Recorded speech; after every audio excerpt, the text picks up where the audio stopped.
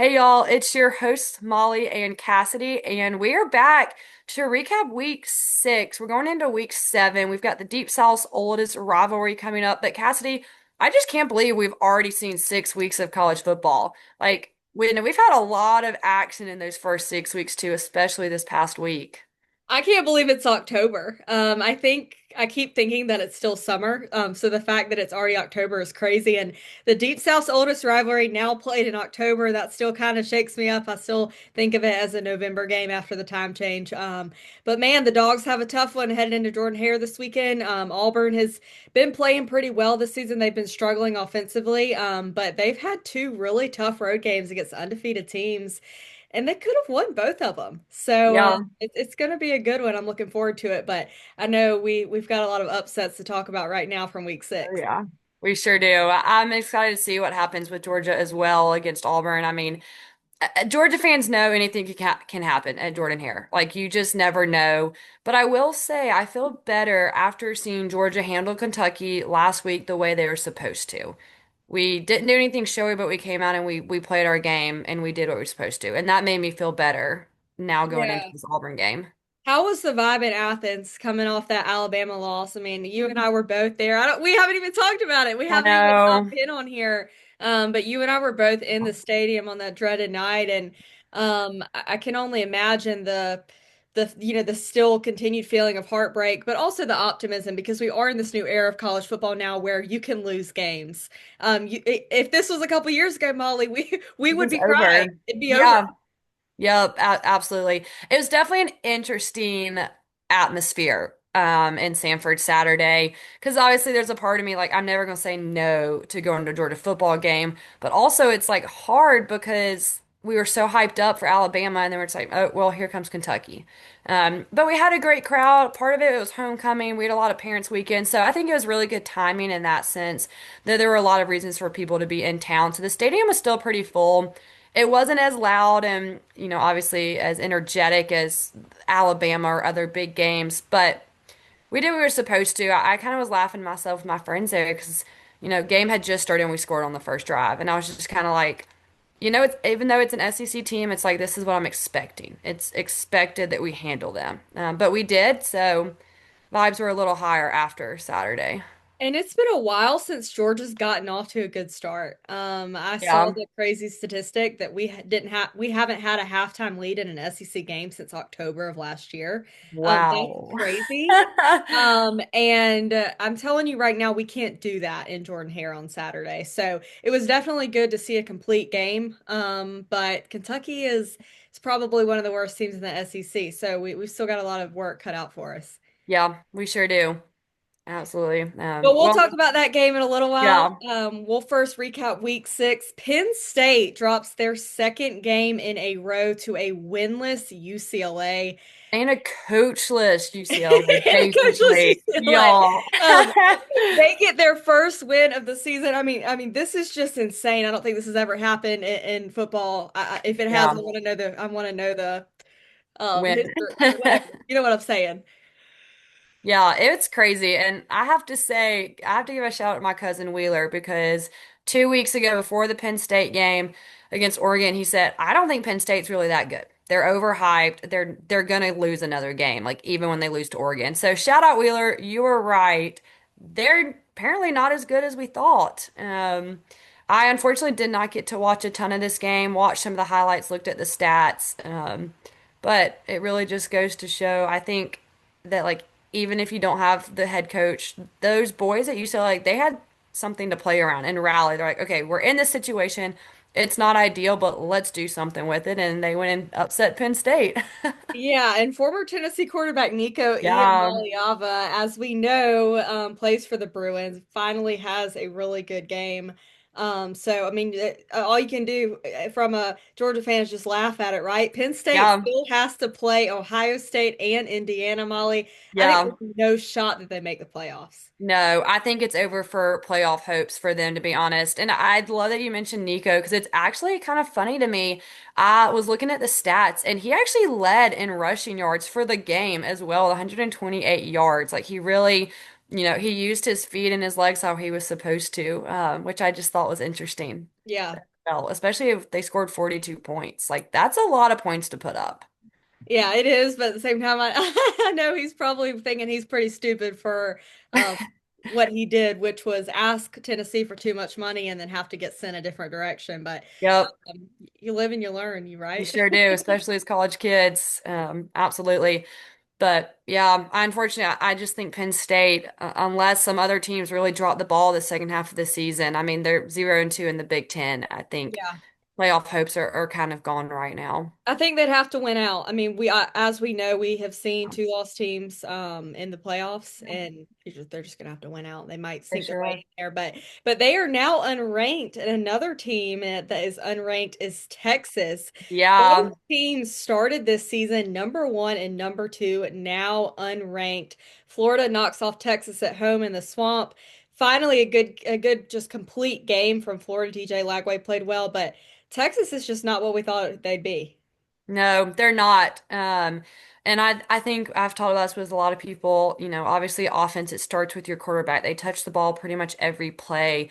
And I just think Arch is in his head. And I know that sounds cliche, but we've seen what he can do. He has that potential and he has that talent, but he's got to figure it out. He needs to figure it out fast because being unranked now, like there's a problem there. But I also honestly, like I never can cheer for Florida. But I wasn't surprised that they finally did get a good win because we've seen the last few weeks their defense is keeping them in games. They just, like we said, DJ Lagway, he struggled. He's thrown a lot of interceptions, things like that. But he finally figured it out. Their defense kept him in it. He went 21 for 28 for 298 yards. The offense finally figured it out. And it's kind of cool to see. I'll be honest. Like Yeah, it's cool to see the defense getting rewarded for their good performance and offense scoring enough to win. Florida's a dangerous team when they have it all together. And we saw the struggle the past or the first few weeks with Florida. But I remember last year watching Lagway as a freshman and thinking, okay, this is going to be dangerous the next couple years for Georgia. And I still kind of worry about it. Florida heads to College Station this weekend to take on the other Texas team. We'll see if they can ruin their undefeated season. Um, but yeah, it was just exciting to see an upset. I mean, it was full of them. Another game we had was, of course, Miami beating Florida State, handing Florida State their second loss of the season. The game was really lopsided towards Miami for most of it, and then Florida State kind Yeah. of came back at the end and They tried. did. They gave it a run, for sure. I mean, yeah, it was for a second I was like, oh, Miami's just gonna run away with it, which I think is what most people expected. Miami has looked really good this season so far. Carson Beck has led them well. But 19 points in the fourth quarter for Florida State. They should have kicked it into gear sooner, and I know everybody Yeah. could say that about a lot of games, but I mean, they outscored Miami 19-0 in that fourth quarter. So they gave them a scare at the end, which made it definitely more fun to watch. Yeah, the turnovers got the Seminoles. I mean, really, when you watch the game and you look at it, like they moved the ball, but they're turning the ball over. Miami was capitalizing on it. We saw Miami struggle a little bit against Florida, and I kind of wonder, like, thinking Florida was terrible in my brain. I was kind of like, is Miami as good? Like, what's going on? But and then of course Florida State dropped that loss to Virginia, so. I don't know. I think Miami is legit, but I also think that this has kind of been a year where we're seeing that anyone can beat anybody any given Saturday. I They mean, sure can. But I agree with the turnovers. I mean, Florida State, they had one lost fumble and t threw two interceptions while Miami protected the ball. They had no turnovers. And in close games, I mean, we see this year after year. It's never going to change. Normally, if you can win that turnover battle in a close game, you're going to win the game. It just shows the importance, no matter who it is, like you've got to protect the ball. and Carson Beck playing really solid, as you mentioned. He's got to be up at the top of the Heisman front runners right now. Just seems that the Miami offense just clicks better with him. I mean, we've Does. said it before, he was not a Georgia boy. It just didn't work for him. I'm happy to see him succeed. But I think that on Georgia's side of the ball or Georgia side of things, like I've been really impressed with Gunnar Stockton. He has been really solid, especially for it being his first year really starting. And our defense has put him under a lot of pressure. Yeah. I think that he hasn't been getting the recognition because you hear all this like Carson Beck, like what would have happened if Carson Beck was still at Georgia? Yep. And I feel like Gunner has gotten absolutely no recognition without people realizing like he really hasn't had the best chance. He didn't really have a chance to beat Alabama, right? Yeah. Because our defense gave up 14 points right off the bat. So I'm excited to see how Gunner can continue to improve. I think he's up there in the conversation if he continues to play well. Yeah, and I think a big part too is our receivers. You know, they're not dropping the ball. We've brought in a few people. Kobe Young is healthy again. We've got Branch out there. Um, but that's part of it. Like I will give Beck a little credit on that from last season. So many dropped passes. I mean, that gets to the quarterback mentally, that gets to our receivers mentally. But all that being said, Beck is throwing to some really talented receivers at Miami. Like when I watch some of their games, like they've made some really good catches. You know, you've got Malachi Tony, CJ Daniels. Like he's got a lot of great people to throw to. So I'm happy to see he has the personnel, he has the offensive scheme that's working for him. Quick question on Miami. Do you think they're gonna run this season undefeated, or you think someone's gonna get to them and upset them? Mm. I I know thought it's hard. We've got to look at the schedule, but Well, I thought Florida State would be the upset with the game being in Tallahassee, but I feel like they've gotten kind of through some tough games already. yeah, Obviously, they beat Notre Dame and then, of course, the Florida game. So, I mean, they still have some tough ones. They got to play Louisville, Syracuse, NC, Virginia Tech. I mean, those are ACC teams that can win. Usually, those types of ACC teams, they might have 7 or 8 wins a season, but they'll also have a big ranked upset win as well. yep. So, I would be hesitant to say they're going to go 12-0 just because we just don't see it in this day of college football. More. But if you just look at their schedule, you would kind of assume like, yeah, they probably should. Yeah, I agree. Like you said, they've gotten through the toughest teams, but you never know. Yeah. You just I don't know. Like after Florida State lost to Virginia, I mean we've seen it all already. I'm Yeah, I'm real hesitant to say they're going to go undefeated. absolutely. How about Alabama running away from Vandy? The final score Yeah. 30-14, but man, that game was close. Vanderbilt was off to an incredible start. They scored Hmm. right off the bat. They held Alabama. It looked like they were about to go up 14-0, and then Diego Yeah. fumbled the ball inside the Bless his 5. heart. Oh man, Last Alabama time it recovered dropped it. for them. And it just they stayed in it the whole game, but it just felt, and then obviously Diego kind of ruined it at the end too, throwing a pick, but they were there the whole time. And Yeah. I never expected them to win in Tuscaloosa, but it did just seem like, dang, like they played a good game and just couldn't quite do it. Yeah. No, I agree. And it's one of those games where I feel like it's a team that they have to play perfect. And if they play perfect, okay, yeah, they've got a chance to beat them. And like you said, unfortunately, a few things didn't go their way. They didn't protect the ball. I felt for Diego, like you could tell how much he cares. You know, Vandy was going in that undefeated. I mean, they stayed undefeated longer than Georgia did and some other big schools did. But Vandy, they're still going to get a few more wins this season for sure. But Yeah. wasn't surprised that Alabama just in the long run, they just had a little more talent, a little more firepower to pull out that win. I do hope Pavia was a little humbled in this situation Yeah, because he was talking a lot of smack. Before the game, he said something like, "Oh, we're not gonna," I don't can't remember exactly, but how they're not gonna lose or in they Tuscaloosa. were practicing their winning And formation. then there you go. It was Exactly. interesting. I He's was like, do we practicing really need a to practice winning this? formation, which essentially means kneeling the ball when you have Yep. closed the game, y'all.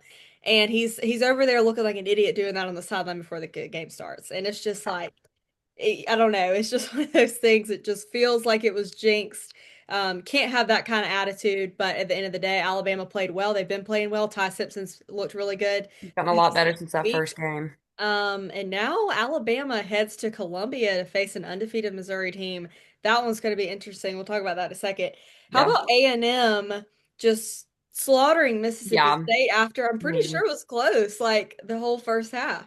I'll say, I think at halftime it was only like 7-3. It wasn't a crazy score going into halftime, but I think ultimately that's just another one where, you just see the better team in the long haul. I mean, it's a long football game. You have to play 4 quarters.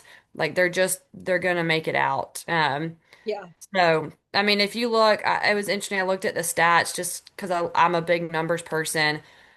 Leading passer, Marcel Reed, A&M. Leading rusher, Owens the second, A&M. Leading receiver, Craver, A&M. Like on all offensive sides, A&M led. And they just really shut down Mississippi State. I mean, Mississippi State only with 9 points to end the game. Yeah, Pretty I mean, good on the defensive side.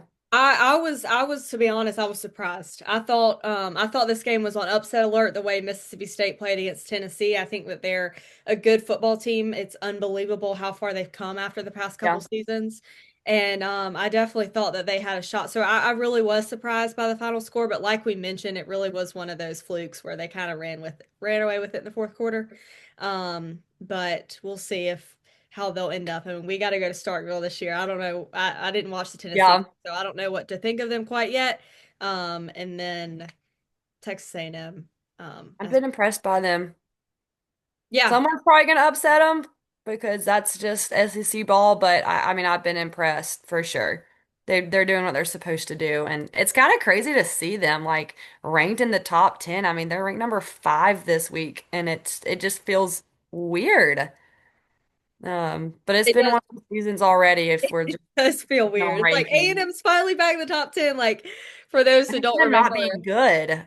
yeah, for those that don't remember, A&M was a preseason top 10 team for I think like at least 3 seasons in a row the past couple years, and then like immediately dropped several games back to back, and then and ended up unranked, never had a shot whatsoever at winning the Yeah. SEC, the West, making the playoffs, anything. It is good to see them back in the conversation. Ole Miss too, ranked fourth. Of Yeah. course, they head to Athens next weekend. Georgia Tech Sure up there in the top 15. I mean, there's a lot. I mean, Vanderbilt's still ranked. There's a lot. There's just a lot of interesting teams um on here, and I've been I've been shocked that Auburn wasn't ranked. They had a bye last week, so there's really nothing much going on there, but Auburn really like they have had 3 tough road games. They beat Baylor and then they should have beaten Oklahoma because you can blame the refs, maybe you can blame Jackson Arnold Yeah, there is a lot on that game, touchdown. but There's that all was a these things tough you can blame, but break. they like that is a game Yeah, like you say all the time like tough. we should have beaten Alabama. Auburn really should have beat Oklahoma, right? Because there were all these little things that went wrong. Um the penalty that wasn't called. And then Yeah. they played A&M, and it's just like nothing but a defensive battle. Like there's It no was, I mean, offense 16 to whatsoever. 10. It Like was like almost yeah. boring. And Yeah. it's like you look at it and it's like really what happened here? Like did Auburn lose this football game? Did A&M win it? Did A&M get lucky? Like I don't know what to think about it because it was a terrible game to watch. Obviously there's a lot of hype surrounding A&M, but like I mean, Auburn could be undefeated. Like really realistically, like a couple things go differently. Auburn could be undefeated, so I think they should be ranked. And I think that Georgia needs to look at this as this is a good football team that could be a ranked matchup. Yeah. I mean, I agree. Maybe on the rank. I mean, there's always the shoulda, coulda, wouldas, right? Like they could have beat Oklahoma, they could have beat A&M, but they are like they don't need to be overlooked. I agree with that. Jackson Arnold has been playing pretty solid. He hasn't thrown an interception yet this season, which I thought was a pretty like Wow. important stat. I mean, like you said, he played against A&M, he played against Oklahoma, good defensive teams, and he hasn't thrown an interception yet. And I think that will be a big key for them because that's where momentum comes from. And I think games against Auburn, especially with the rivalry and the energy in those games, momentum plays a big part. And so I really hope our defense does take this seriously. And I know Kirby's going to be pushing that in. Like, we know what Kirby can do with these boys. But I agree. It's not a game to be overlooked. Georgia should handle them. But I mean, we've seen it with Auburn and Georgia. If you don't do what you should be doing, things are not going to go well. I think Georgia is without a doubt the better football team, especially on the offensive side of the ball. We know Yep. that. I mean, you look at the numbers, you watch how we've played. We've already had a big road win, which really helps in Tennessee. But this is Auburn's SEC home opener, and they have a huge home field advantage here. I mean, they're retiring Cam Newton's number that night. The last time we played in Jordan here was 2 years ago. I believe it was Carson Beck's first road start or first SEC road start or something. And like that was a scare. Like Brock Yeah. Bowers saved the game at the end. Like we did Yep. not play well, and Auburn did. And then 2017, we all remember like we come in number one and they shock the world and they beat us. So Auburn has some magic at home. We all know that. We've got to execute. Like we just have to play well. For all we know, Jackson Arnold's gonna become a superstar and they're gonna throw and all these superpowers just come to life in the stadium. So Yeah. I just keep my mouth shut. I'll say we do have some good history there the last few years. Like you said, I mean, I know every year that I was in college when I went, we beat them at home, but it does play a part. And we're not the same team we were in 2021 and 2022. But I feel like we are better this season than we were last season, like you said, on the offensive side. So we'll see what happens. It is interesting because I think we're just so used to like being such a defensive team. Yep. Like we just don't have it this year. And enough like I'm not saying like we're not good at defense, but we're just used to being elite at defense. And Yep. there is a Georgia standard. And we're And not there this year. I mean, there's been absolutely no pass rush. Like Kentucky's quarterback, Alabama's quarterback. I mean, Hmm. they had all day. We did a little bit better at Tennessee. Um, but really, like we said earlier, like our offense has really just had to like fight to like Yep. keep up because our defense has just been letting them run or pass, not run, but pass all Yeah, over the us. pass game is not good. Um, we've got to put pressure. I mean, it's just different, and I'm so glad to see our offense being efficient, but it's a little Yeah, concerning in the defense right now. I agree for sure. We've been spoiled the last few years, but we need to recruit pass rushers and we need to recruit some secondary. And I know that's like two-thirds of our defense. Like linebackers, they've been okay, but like we've got to get some pressure on quarterbacks, and Yep. that would help on the secondary.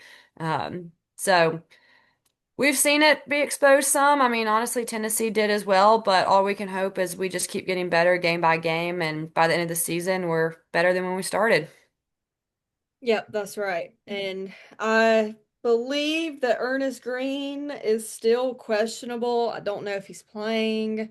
Um, our line's been doing all right, but hopefully he can get better soon. Yeah. Trying to check the injury report. I don't know. We'll see if he's back. Um, anything else about Georgia Auburn? We kind of just like jumped right into it, but Yeah. I feel like we covered it. I mean, it's just gonna be a battle. It's a rivalry. yeah. Georgia comes out on top. We definitely need it. I We think if can't drop a we lot of games. Yeah, I think if we score, and I don't know what the number is, but I think if we score a couple times, I think if our offense is moving, I don't think they can keep up with us. I don't think they have the offense in them. Yeah. But we've got to be able to do that. We can't turn the ball over. If we turn the ball over, the momentum in that stadium, I Would would be love it. crazy. I mean, Yep. y'all, it's a night game. And like this game is always at 3:30 because it always gets the SEC on CBS time slot. I can't remember the last time it was at 9. I think it might have been 2013. It's been The a prayer at while. Jordan Hare, but it was back then at some point when I was in high school. Like it has been consistently at 3:30. 3:30. Maybe there was another time between I the can't remember. I mean, all the ones uh, I've been to have been but 3:30. yeah, and it's usually November, so it's usually at night anyways at 3:30, Yep, it which turns is, into night at halftime. It's right. crazy. But still, it being a night game, they're going to be hyped up over there. So we'll see about Yep. that. And then Alabama heads to Missouri. That is a undefeated SEC matchup.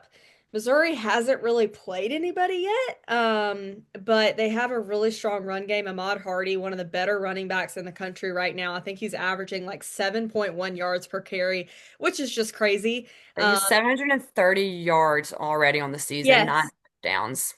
Yeah, that's Yeah. crazy. You're talking about over 100 yards per game, y'all.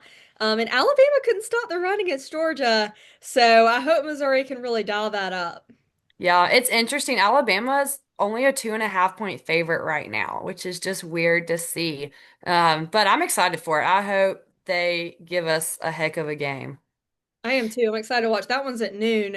And I want to talk about Missouri's schedule. I think they have a pretty easy road. So they play Auburn, which, if Auburn gets another loss, they're probably going to be down on themselves a little bit, but that game is at Auburn and it is at night. So then they play Vanderbilt. They do have to play A&M.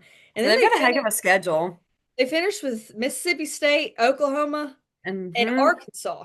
So, you're talking about you have two of the better teams in the country in A&M and Arkansas, but if you were to beat Alabama, I think you have some momentum going into these other games, and I think that Missouri has a good shot. So I think this is a really important game for Missouri. Yeah, I agree. It would, like you said, that confidence boost would be incredible for them. And it would just be like just fun to see, like just more SEC mixing it Yeah. up, Yeah. But then so on the other hand, there's way more pressure on Alabama because they already have a loss, right? So it's like they really, and not an yeah, SEC loss, but they really, need to win the game. So that will yeah, be fun to absolutely. watch at noon. And then the other SEC matchup that does not feel like an SEC matchup to us is the Yep. Red A little River weird. rivalry, Oklahoma and Texas. Texas is a favorite in this game, which is It's so weird to crazy. me. Like I understand it's being played in Dallas, but like surely that is not the Well, reason. it always is, right? Yeah. Like Yeah. but it's just like they're So 1.5 I'm point like, favorite and I don't know why. Oklahoma's ranked sixth. The only thing is because their quarterback is hurt, John Mateer. Okay, we missed Now that. he is questionable. He might be there on Saturday. That So plays a that massive part. that's why I think that they're favored, but I still find it crazy because Yeah. Texas doesn't look good. It'd be different if they looked good and it was just about the rankings. Like they don't look good at all. Um, Yeah. so I don't know. I can't wait to see that. Yeah. Well, I'm glad you mentioned the quarterback, because now that you're saying that, I clicked on it real quick. He's only 17 days out of surgery by the time this game happens. That, I mean, even if he feels okay, He was supposed to be out that's, 4 weeks. He wasn't supposed to yeah, play at all in this and game. that's 2.5 weeks. So, I mean, we've seen it. Medical teams are incredible nowadays, but that definitely will play a factor. If he doesn't play, if John is out, I would love to hear your thoughts. Do you think Oklahoma can still pull it out, or do you think that gives Arch Manning a little confidence boost Yeah. and go out in there and they upset Oklahoma? I don't know anything about Oklahoma's backup quarterback, I don't either. who they've been playing or anything. They had a bye and then they had Kent State, so I have no idea. But Texas has to win this game. And we say Yeah, it all the time in football with the intangibles in college football. Oh, we got to win this game, whatever. But they really do. And I don't know, maybe something about it being the rivalry will kind of spark something inside Texas. I mean, Sarkisian's going to have to put something together because they lose this, yeah, they're done. I mean, that imagine if they go through, they start 3-3 after being ranked number one, and not only being ranked number one, but just the hype surrounding them. I mean, that's yes. crazy. That'd be crazy. No, it would be. I mean, Sark, like you said, he's got to figure something out. He's got to get these boys going. I do think, though, as soon as it clicks again for Arch, they're gonna figure it out. But a lot of their struggles this year have been because of the offensive side of the ball. And I know Arch is the main conversation point, but I mean, having a struggling starting quarterback, that is a massive difference. So. That'll be a good game. I believe that's at 3:30 as well. So we'll get to watch that. And then Yeah. got a few more games in the evening. Like we mentioned, Florida A&M at 7 p.m., Georgia Auburn at 7:30. Um, there's one Arkansas, other Tennessee, game. Yeah.